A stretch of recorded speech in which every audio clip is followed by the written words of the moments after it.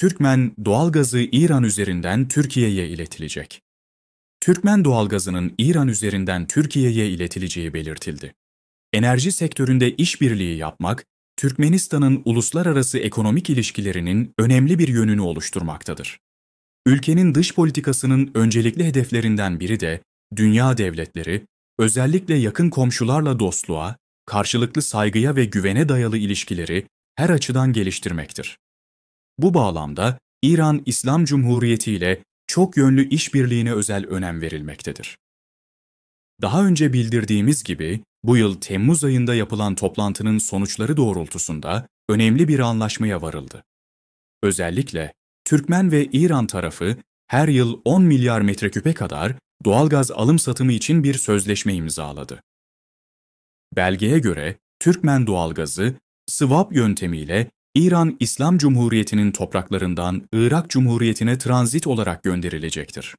Ayrıca yakın zamanda Tahran'da Türkmenistan Milli Lideri, Türkmenistan Halk Maslahatı Başkanı Gurbanguly Berdimuhamedov ile İran İslam Cumhuriyeti Cumhurbaşkanı Masud Pezeşkiyan arasında yapılan görüşmelerde, yakın gelecekte swap yöntemiyle Türkmen doğalgazının Irak Cumhuriyeti'ne ve ardından Türkiye'ye iletilmesinin planlandığı belirtildi. Türkmenistan ile Afganistan yeni anlaşmalar imzaladı.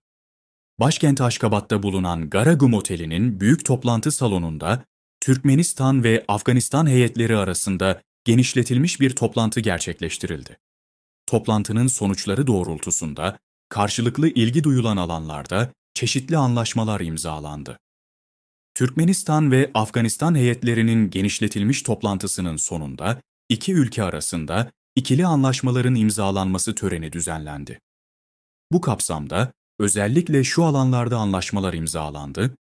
Türkmenistan Enerji Bakanlığı ile Afganistan'ın devlet şirketi Da Afganistan Breşna Şerkat arasında Türkmenistan-Afganistan-Pakistan elektrik iletim hattı projesinin uygulanmasında işbirliği konusunda mutabakat zaptı.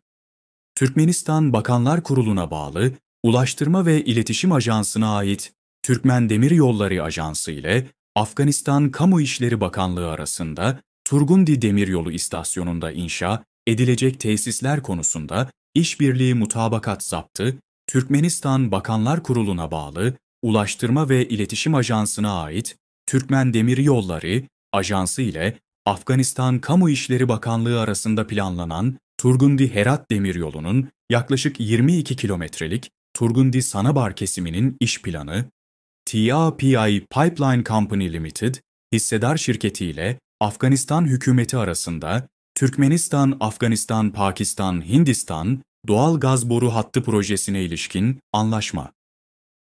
Bu şekilde Türkmenistan ve Afganistan heyetleri arasında gerçekleştirilen genişletilmiş toplantı ve sonuçları doğrultusunda imzalanan anlaşmalar, iki komşu ülke arasındaki karşılıklı yarar sağlayan işbirliğini daha da geliştirmeyi ve genişletmeyi amaçlamaktadır. Dragon Oil şirketi, Türkmenistan'daki yatırımlarını artıracak. 10 milyar dolar yatırım. Dragon Oil şirketinin yönetim kurulu başkanı Said Al-Tayer, Türkmenistan'a bir ziyaret gerçekleştirdi. Ziyareti kapsamında Türkmenistan'ın petrol ve gaz sektörünün yetkilileri, Türkmenistan Bakanlar Kurulu Başkan Yardımcısı Bati Ramanov ve Türkmennebit, Devlet Konserni Başkanı Guvanç Agajanov ile bir araya geldi. Bu ziyaret hakkında Birleşik Arap Emirlikleri'nin resmi web sitesinde bilgi verildi. Görüşme sırasında Dragon Oil şirketi ile Türkmenistan arasındaki verimli işbirliğinin devam ettirilmesi konuları ele alındı. Özellikle Çeleken ve Blok 19 yatırım projeleri üzerinde duruldu. Türkmenistan tarafı, BAE şirketiyle olan işbirliğine yüksek değer verdiğini belirterek, Dragon Oil şirketini Eylül ayında Aşkabat'ta düzenlenecek olan yatırım forumuna davet etti.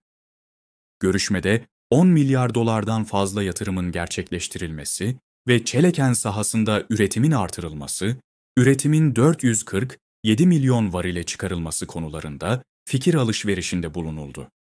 Ayrıca Jdanov ve Blok 19 sahalarında araştırma çalışmalarının sürdüğü, bunun yanı sıra Blok 20 ve diğer ek sahaların geliştirilmesi meselelerinin de ele alındığı kaydedildi.